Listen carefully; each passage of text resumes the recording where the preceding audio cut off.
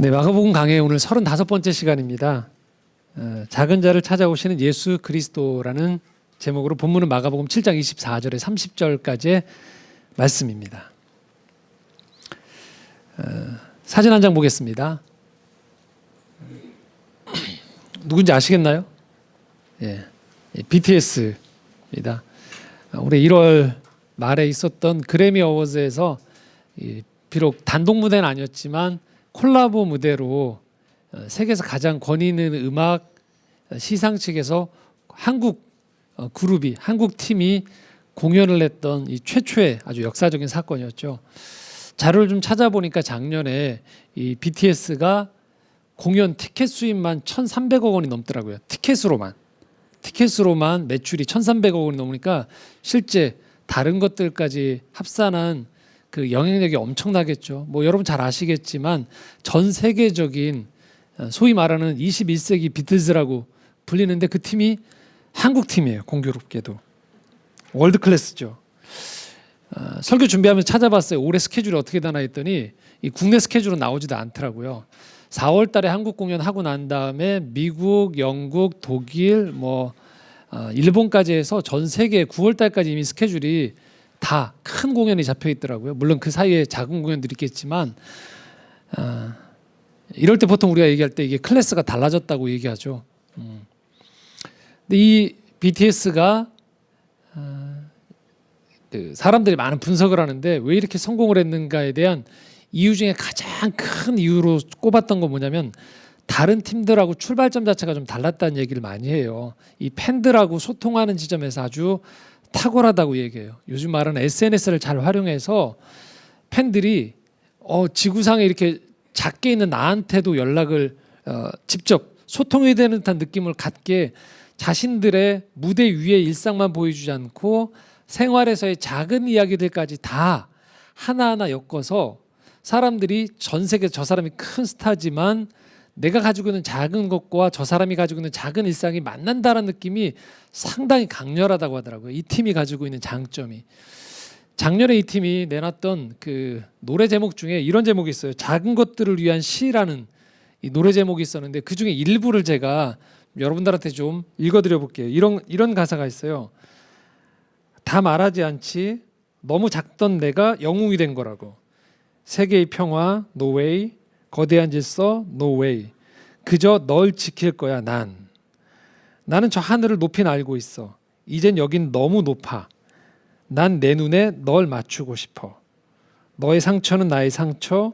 깨달았을 때 나 다짐했던 걸. 네가 준 이카루스의 날개로 태양이 아닌 너에게로 Let me fly. 그러니까 태양으로 올라가겠다. 그러니까 이 이카루스라는 신화에 나오는 이 밀랍 날개가 다 타버리는 저 높은 곳으로만 나가다가 결국은 흔적도 없이 타버리는 걸 스타와 다르게 나는 여기서 말하는 작은 것들을 위한 시에서 작은 것들은 자기 팬들을 말하는 거예요. 그러니까 나를 지지해주고 응원했던 너희들을 잊지 않고 너희들 눈높이에 맞춰서 계속적으로 나는 앞으로도 계속 활동을 하겠다라는 의미를 담아냈더라고요. 그러니까 저 높이에 있는 멀리에 있는 스타라기보다는 이렇게 작은 나에게도 계속 관심을 갖는다라는 물론 대중 마케팅이긴 하지만 그것들이 사람들한테 와닿는다는 거죠. 또 한 사람을 좀 보여주고 싶은데요. 지난주에 화두가 됐던 인물이죠. 다 보셨죠? 저 영화관에서 피부로 느끼고 있어요.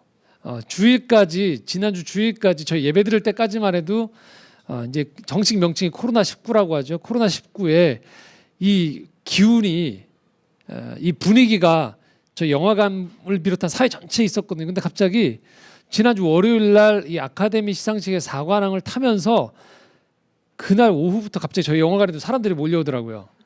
사람들이 이런 그 전염병 바이러스에 대한 공포보다 뭔가 다른 기운이 아마 들어왔나 봐요. 근데 이 상이 얼마나 이 의미가 크냐면 사실 저희 나라의 이 영화가 시작된 지가 올해로 101년째거든요. 100년째 되전에 작년에 이 봉준호 감독이 칸 영화제에서 황금종려상 1등을 한 거예요. 그리고 나서 올해 101년 됐는데 한국 영화가 아카데미상 후보에 오른 적이 단 한 번도 없습니다. 올해 처음으로 후보에 정식으로 올라간 거예요. 보통 예비 후보까지만 올라갔는데 정식으로 후보가 되는데 바로 감독상과 작품상 주요상을 다 거머쥔 거죠. 그런데 들리는 이야기에 의하면 이렇게 얘기하고 있어요. 아카데미가 계속 백인들만의 잔치다라는 것들에 대한 비판이 많아서 계속 찾고 있었다라는 거죠. 그에 적합한 작품을. 근데 적시에 나타난 거예요, 이 작품이. 그래서 봉준호 감독이나 한국이 아카데미에 고마워야 되는 게 아니고 아카데미가 이 기생충이나 봉준호 감독에게 고마워야 될 정도다라고 할 정도로 이런 것들이 아주 화제가 된 거죠. 제가 저희가 전 세계 박스 오피스 극장가를 이렇게 쭉 저는 보는데 기생충이 역주행을 다시 하고 있더라고요. 전 세계적으로 이 문화 현상이 하나가 된 거죠. 아주 이 영화 한 편이. 그래서 저는 이 시간 여러분들한테 좀 나누고 싶은 이야기들 중에 하나는 이 봉준호 감독이 이 무대 위에 올랐을 때 이 매너였어요. 자기가 상을 탔는데 감독상을 탈 때 그 감독상 후보로 올랐던 사람들을 다 일일이 호명을 했죠. 특히나 이 자기에게 가장 영감을 줬던 마틴 스코세지 감독을 같이 올라온 거죠, 후보로. 그런데 그 마틴 스코세지 감독의 이 텍스트를 통해서 배웠던 그 말, 가장 개인적인 것이 가장 창의적이다란 말을 올리면서 당신과 내가 후보로 올랐던 것만 해도 영광이다라고 하면서 마틴 스코세지 감독에게 스포트라이트를 펼쳤죠. 처음 있었던 일이에요, 이런 시상식에서. 그래서 시상식에서 기립박수가 다시 그 후보였던 마틴 스코세지 감독에게 사람들이 일어나서 기립박수라는 희한한 풍경이 연출됐어요. 그리고 결론은 뭐였냐면 마틴 스코세지 감독은 10개 부문에 올랐는데 하나도 못 탔어요, 상을. 그런데도 불구하고 계속적으로 회자가 되고, 심지어는 마틴 스코세지 감독의 딸이 우리 아버지 아카데미상에 상 받은 것보다 훨씬 그 현장이 감격스러웠다라고 할 만큼 이 아주 특별한 상황이 연출됐던 거죠. 그런데 우리가 이 이야기를 굳이 설교 시간에 건네는 이유는 단순히 이게 봉준호 감독의 퍼포먼스가 아니라는 거예요. 그거 잠깐 제기에 의하면 이렇게 전해지더라고요. 여러분 아시겠지만 여러분이 잘 아는 사람들이 뭔가 잘 되면 여러분 기쁘세요? 기쁘면서도 한편으로 어떠죠? 예, 어디 한 곳이 좀 싸하죠. 왜 난 이렇게 안 되나? 특히 예술인들은 굉장히 이런 것들에 대한 그 열망들이 강하거든요. 그런데 이 봉준호 감독에 대해서는 영화인들이 다 같이 기뻐하더라고요. 왜냐하면 평소에 이 영화를 만드는 태도나 동료들에 대한 태도가 아주 각별했던 거죠. 전해진 얘기에 의하면 현장에서 막내 스태프나 단역의 이름까지도 다 외운다고 하더라고요. 그리고 밥 시간을 철저하게 지킨다는 얘기는 이미 다 들어보셨을 거예요. 본인 말로는 본인이 배가 고파서 못 참는다고 얘기를 하지만 아주 작은 데에서부터 신경을 쓰는 거죠. 그러니까 BTS나 지금 봉준호 감독이 이 전 세계적인 영향력을 발휘하게 되어지고 이름이 알려졌다라는 그 자체보다 더 중요한 것은 이 사람들이 출발 지점에서부터 아주 작은 것을 하나하나 잘 쌓아 올렸다라는 거예요. 근데 저는 이것을 성공을 하기 위한 전략이다라고 보지 않아요. 살아있다라는 것이 무엇인지를 아는 사람들이 가지고 있는 일반적인 공통점이거든요. 그러니까 봉준호 감독은 영화라는 이 매체가 단순히 대중에게 보여지는 것 자체만 있지 않고 이걸 함께 만들어가는 사람들과 이 공동체로 만들어간다는 것들에 대한 의미를 알고 있는 사람들이고요. BTS의 경우도 음악이라는 것들 하나를 매개를 가지고서 단순히 명예를 얻는 것들을 넘어서서 소통한다는 것이 무엇이고 이것을 통해서 사람들에게 영감을 준다는 것이 무엇인지를 제대로 맥을 짚은 것이죠. 바로 이 아주 중요한 지점인데요. 바로 살아있다라는 것이 무엇인지를 안다라는 거예요. 우리가 일상을 살아갈 때 살아있음을 느끼는 것은 바로 이런 거예요. 아주 작은 것에 대해서 통증을 느끼는 거죠. 여러분 일상을 살아가시면 어떻습니까? 가시가 손에 박혔을 때 일상을 하실 수 있나요? 안 돼요. 가시에 온통 신경이 쓰이게 돼 있어요. 조그만 이의 한 구석에 치통이 오면 여러분 어떻습니까? 일상을 영위할 수가 없어요. 왜요? 살아있는 존재이기 때문에 그래요. 살아있다라는 것은 작은 것에 신경을 쓸 수밖에 없게 되어진다는 거예요. 그리고 그 작은 것을 어떻게 다뤄가느냐에 따라서 살아있음이 더 건강해질 수 있다라는 지표가 될 수 있는 거죠. 한 사회가 건강하다라는 사회라는 것은 그 사회에서 가장 작은 사람들을 어떻게 대우할 수 있느냐, 그 사람들이 숨 쉴 수 있느냐, 그 사람들이 공존할 수 있느냐라는 것이죠. 여러분들이 일상을 살아가시면서 살아있다라는 것의 증거는 바로 이런 거예요. 내가 누군가 아주 작은 사람에게 건넸던 그 말에 의해서 여러분이 신경을 쓰시는 거예요. 저 사람이 작은 사람이니까 내가 던졌던 말은, 내가 크고 연장자고 영향력이 많으니까 저쯤 말은 내가 함부로 내뱉어도 된다라고 할 때 이미 그 관계는 죽어있는 관계가 되는 거죠. 하지만 그 관계가 살아있다라는 것은 그 사람의 지위나 연배나 영향력에 상관없이 그가 건넸던 말 한마디가 누군가에게 어떻게 갈지에 대해서 염두에 두고 신경을 쓴다는 것이죠. 그럴 때 그 관계는 살아있게 되어지는 거죠. 한 공동체도 마찬가지인 거죠. 공동체 또한 그곳에 온 낯선 사람, 작은 사람, 적응하지 못하는 사람에 대해서 어떻게 품어주느냐에 따라서 그 공동체가 살아있는가, 건강한가, 지속 가능한가가 보여질 수 있다는 것이죠. 바로 이것이 생명의 법칙이고 이것이 복음이 가지고 있는 가장 중요한 속성 중에 하나라는 것이죠.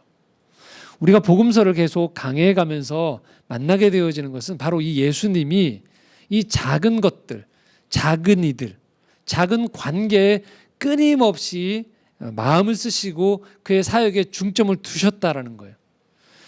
큰 것들, 알려진 것들, 이미 갖춰져 있는 것들에 시간을 보내지 아니하시고 예수님이 의도적으로 그의 행보를 추적해 보면 작은 것들에 끊임없이 관심을 가지셨다라는 거예요. 예수님이 축소지향적이기 때문이 아니에요. 예수님이 큰 것들을 무시해서가 아니에요. 예수님이 살아가는 당대의 사회가, 사람들과의 관계가, 사람들의 마음이 살아나기를 원하셨기 때문이에요.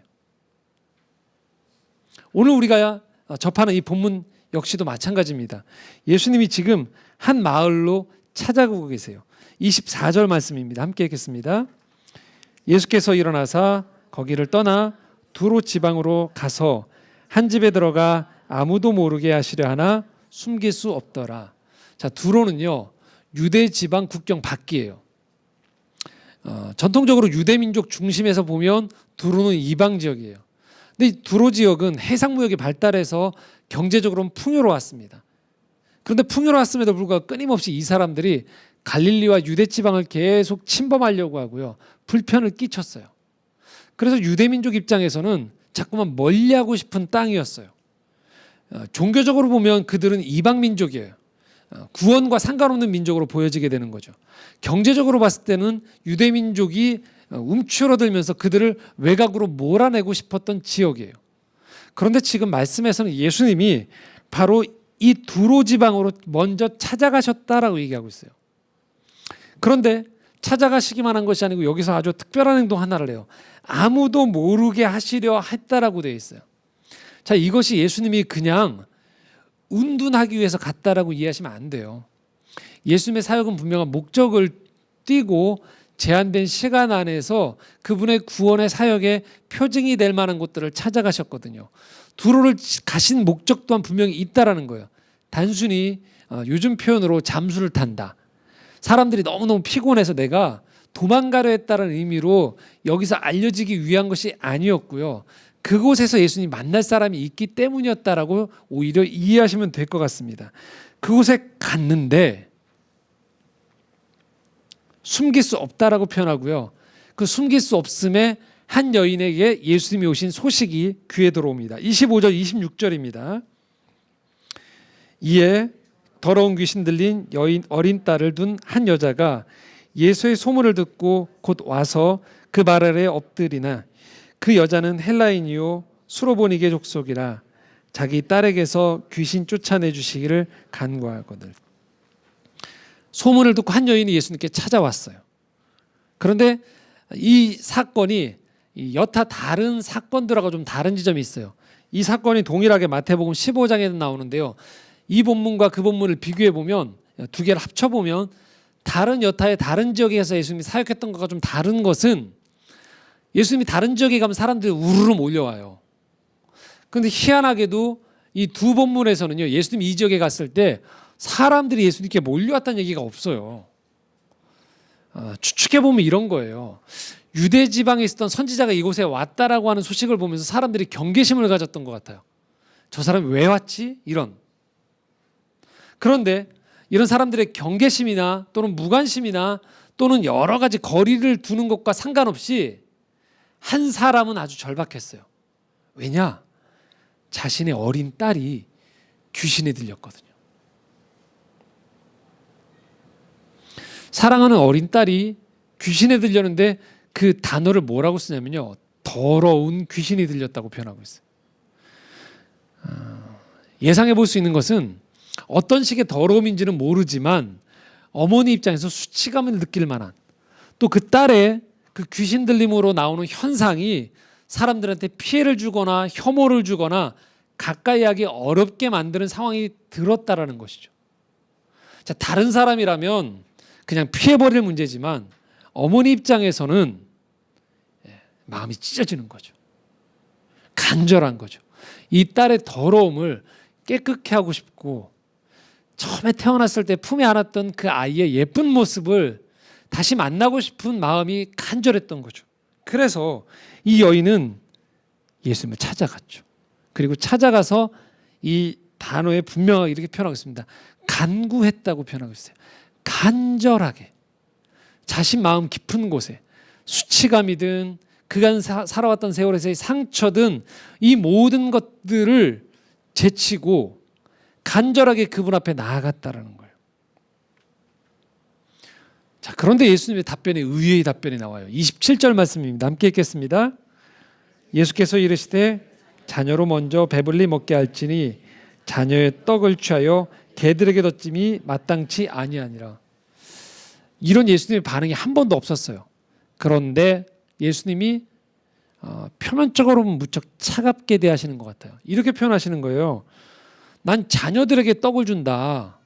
개들한테는 떡을 안 준다는 거예요. 자, 여기서 자녀는 누굴 말하냐면 유대 민족을 말해요.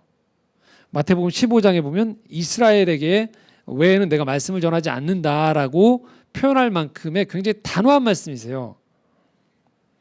그런데 이 본문 자체로만 보면서 예수님이 이 여인을 외면한다고 보시면 안 되는 게 28절하고 연결해서 보셔야 됩니다. 28절 말씀입니다. 여자가 대답하여 이르되 주여 올소이다마는 상 아래 개들도 아이들이 먹던 부스러기를 먹나이다. 예수님이 거절했는데 여인이 바로 반응을 해요. 좋습니다, 예수님. 자녀들에게 떡을 준다고 했죠. 근데 그 자녀들이 부스러기를 주변에 있는 개들에게 주면 그 개들도 먹지 않습니까? 주십시오. 그 부스러기 먹고 싶습니다라고 얘기하는 거예요. 자, 여기 보면요, 아주 미세하지만 이 원문을 보면 달라요. 27절에 예수님이 자녀라고 썼던 이 단어는요, 테크논이에요. 근데 이건 뭐냐면요, 주로 상속자들에게 주는 표현이에요. 근데 28절에 여성이 쓴 표현은요, 파이디온이에요. 아이들이라고 표현하고 있어요. 좀 더 넓어요. 나이가 어린 아이들로. 그러니까 예수님은 좁게 말하고 있는데 담대하게 여인이 넓게 얘기하고 있어요. 다 받아주셔야 되는 거 아닙니까? 자, 이쯤에서 우리는 알 수 있는 건 뭐냐면요, 이게 흡사 예수님은 마음을 닫아두고 있는데 여인이 두드려서 예수님 마음을 여는 장면이 아니고요, 이건 예수님이 여인과의 대화를 통해서 화답하기 위한 주거니 받거니의 대화의 한 유형으로 보셔야 되는 거예요. 이 대화를 보고 있는 다른 사람들에게 어떻게 이것들이 비춰질지에 대한 계산을 하는 거죠. 물론 여인은 계산을 하지 않지만 예수님은 아신 거예요. 이 여인이 자신에게 달려드는 모양새를 보면 분명히 한 번의 거절로 이 여인이 거절하지 않는다는 걸 알고 있고, 오히려 이 두 사람의 만남을 지켜보고 있는 다른 사람들에게 이 구원이, 이 여인의 회복이, 이 여인의 가정의 회복이 어떻게 되어지는지를 이 대화를 통해서 보여주고자 하는 의도가 훨씬 컸다라는 거죠. 아니, 그것이 전부였어요. 그렇기 때문에 바로 곧바로 29절 30절의 말씀이 나옵니다. 함께 읽겠습니다.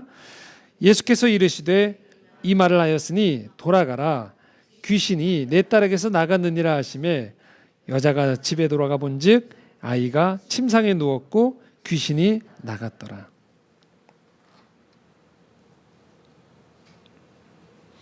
지금 예수님이 이렇게 말씀하시는 거예요. 너희들이 보기에 내가 이 여인을 개처럼 취급해서 전혀 떡을 주지 않을 것 같지? 아니야. 나는 주러 왔단다의 말씀인 거예요. 그걸 아주 가시적으로 예수님이 대화 가운데 드러내시는 거죠. 여인은 알고 있었던 거죠. 이 작은 나를 멸시하지 않을 것을. 그리고 주님 또한 알고 계신 거예요. 자신을 향해 다가오는 이 작은 사람을 주님은 외면하지 않으신다는 거죠. 왜 우리가 그걸 알 수 있을까요? 예수님의 모든 사역이 그렇게 펼쳐지셨거든요. 누가복음 15장 8절에 10절까지의 말씀에 이렇게 말씀하고 있습니다. 함께 읽겠습니다. 어떤 여자가 10 드라크마가 있는데 하나를 잃으면 등불을 켜고 집을 쓰며 찾아내기까지 부지런히 찾지 아니하겠느냐. 또 찾아낸즉 벗과 이웃을 불러 모으고 말하되 나와 함께 즐기자. 잃은 드라크마를 찾아내었느니라 하리라. 내가 너에게 이르노니 이와 같이 죄인 한 사람이 회개하면 하나님의 사자들 앞에 기쁨이 되느니라. 10 드라크마가 있어도 1 드라크마를 잃으면 내가 9개 있으니까 그냥 버려버리지가 아닌 거예요. 그 잃어버린 하나를 찾으신다는 거죠. 잃어버린 자를 찾는 것. 자, 주님이 이 말씀을 언제 하셨느냐면요. 누가복음 15장 1절에서 2절에 이 이야기를 하시고 이 비유를 드셨어요. 함께 읽겠습니다. 모든 세리와 죄인들이 말씀을 들으러 가까이 나아오니 바리새인과 서기관들이 수군거려 이르되 이 사람이 죄인을 영접하고 음식을 같이 먹는다 하더라. 당대의 큰 사람이라고 여겨졌던 서기관들, 바리새인들, 자신들이 깨끗하다, 온전하다고 여겼던 사람들 편에서 불편한, 눈에 들어오지 않는 사람, 아니 눈에 보여도 외면했던 사람들이 있었던 거예요. 모든 세리, 생업을 위해서 경제적으로 동료들에게 비난을 받으면서까지 생계를 유지했던 유대인들, 그래서 동료들은 저 사람들을 죄인이라고 했던 세리들, 그리고 죄인들이 말씀을 들으러 가까이 온 것들에 대해서 주님이 외면하지 아니하셨다라는 거죠. 심지어 말씀만 전하는 것이 아니고 그들과 음식을 한 상에서 같이 먹고 마셨다라는 것이죠. 예수님의 모든 사역이 바로 일관되셨어요. 예수님은 작은 사람을 찾아오세요. 예수님이 찾던 사람이 바로 그런 사람이라는 거죠. 자신을 크다 여기는 사람이 아니고 작음에도 불구하고 구원을 향해서 용기를 내는 사람을 주님은 찾고 계시다라는 거예요. 그래서 이 동일한, 오늘 우리가 접했던 이 말씀의 동일한 본문의 이 정리를 마태복음 15장 28절에서는 이렇게 정리하고 있습니다. 한번 같이 읽겠습니다. 이에 예수께서 대답하여 이르시되 여자여 내 믿음이 크도다. 내 소원대로 되리라 하시니 그때로부터 그의 딸이 나으니라. 주님이 이렇게 지금 말씀하고 있는 거예요. 네 죄가 적냐 크냐가 아니에요. 네가 가지고 있는 결점이 얼마나 크냐 작냐가 아니에요. 네가 가지고 있는 사회적인 위신이 크냐 작냐가 아니었고요. 예수님이 요청하셨던 것은 하나였어요. 무엇이었죠? 믿음이었어요. 여기서 여러분 근데 짚고 넘어갈 것이 있습니다. 여기에서 말하는 믿음은요, 이걸 말하는 거예요. 내 편에서 하나님을 향해서 믿습니다라고 이야기하는 신념이 강해지는 걸 말하는 게 아니에요. 내가 얼마나 목소리를 크게 올리는지, 얼마나 기도 시간이 긴지, 얼마나 내가 해왔던 내 편에서의 정리를 정돈을 다 하고서 그분 앞에 대면할 때 있어서의 떳떳함을 말하는 게 아니에요. 주님이 말씀하시는 그 믿음은요, 이렇게 작음에도 불구하고 그분은 나를 포기하지 않는다는 것들에 대한 신락 같은 희망에서 비롯되어지는 한 줄기 빛이에요. 포기하지 않는 용기를 말해요. 외면하지 않으실 것이다라는 것들에 대한 기대를 말하는 거예요. 그래서 내 편에서 내가 쌓아올린 업적에서의 열정을 말하는 것이 아니고요. 내게로 오늘도 다가오시는 그분에 대한 기대감, 겸손함, 소망함을 말하는 거예요.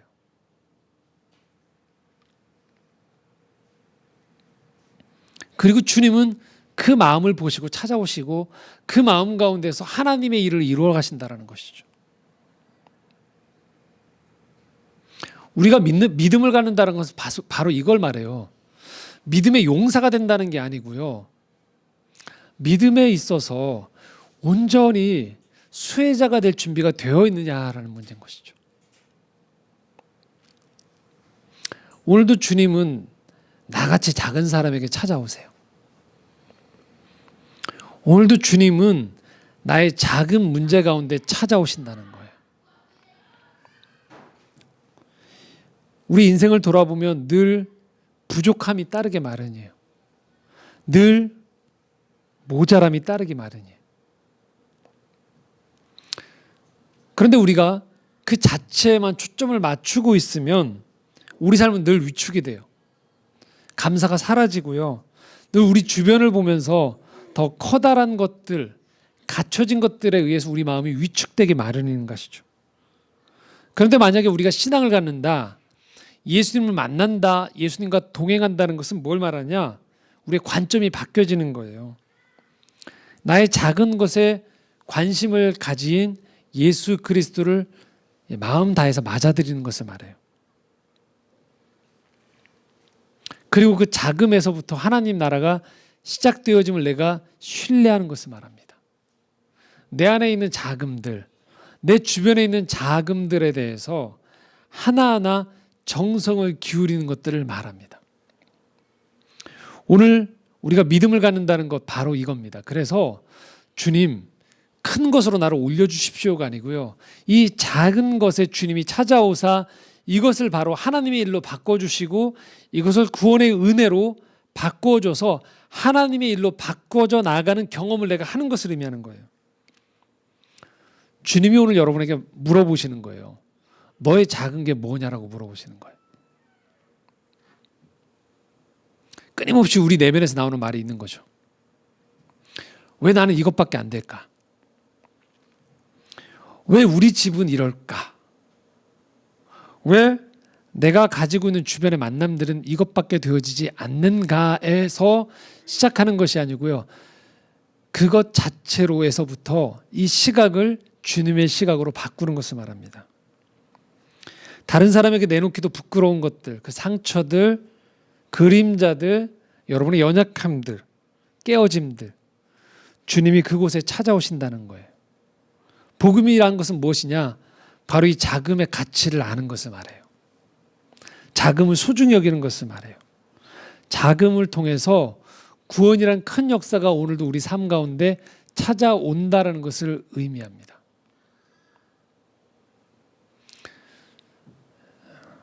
하나님은 여러분 가운데에서 찾아오는 그 자금 가운데 있는 그 자금을 외면하지 않는 그 마음의 신락 같은 희망을 통해서 하나님의 생명을 여러분 가운데 있다하게 만드신다는 것이죠. 사도 바울의 고백입니다. 고린도 후서 12장 10절입니다. 함께 읽겠습니다. 그러므로 내가 그리스도를 위하여 약한 것들과 능욕과 궁핍과 박해와 곤고를 기뻐하노니 이는 내가 약한 그때의 강함이라.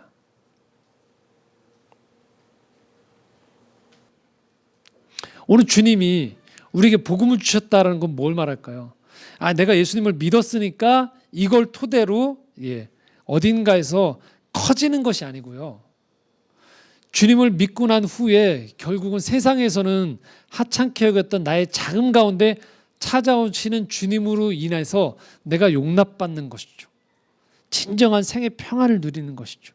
세상을 바라보는 눈이 뭔가를 쌓아 나가기 위한 야심으로 가득한 것이 아니고 지금 내게 있는 관계를 소중히 여기고 지금 내게 있는 생의 역사와 생의 소망들, 작은 소망이더라도 그 소망 하나하나를 깃들어서 시작할 때 그것들을 하나님께서 귀히 보시고 하나님의 방법으로 바꿔주신다라는 것들을 경험하는 것을 의미하는 것이죠.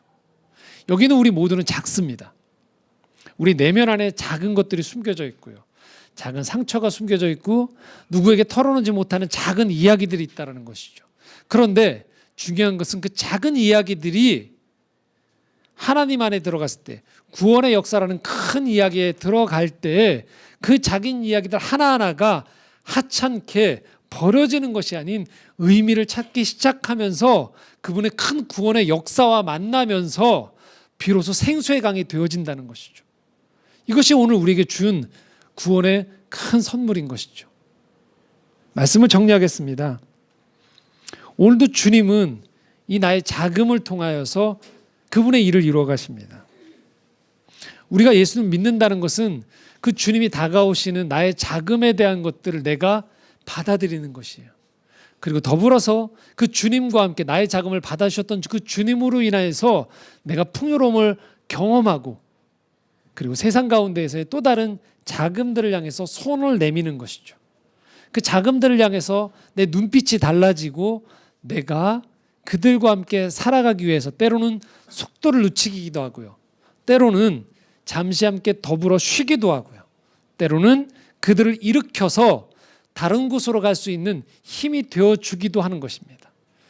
그것이 바로 우리 생에 주님께서 허락하신 생명이라는 복음. 2000년 전에 이 나사렛과 유대 팔레스타인 지방에 오셔서 하나님 나라라는 큰 나라를 이야기하셨지만 결국 작은 한 사람 한 사람을 만나셨던 그 주님의 마음이 오늘 우리의 것이 되어지는 그 놀라운 구원의 이야기가 우리 가운데 펼쳐질 수 있음에 대한 초대로 여러분을 부르신다는 것입니다. 그 작음 가운데 역사하시는 그 주님으로 인하여서 오늘 여러분의 삶이 힘을 얻고 그 주님 안에서 희망을 가질 수 있기를 간절히 소망합니다. 기도하겠습니다.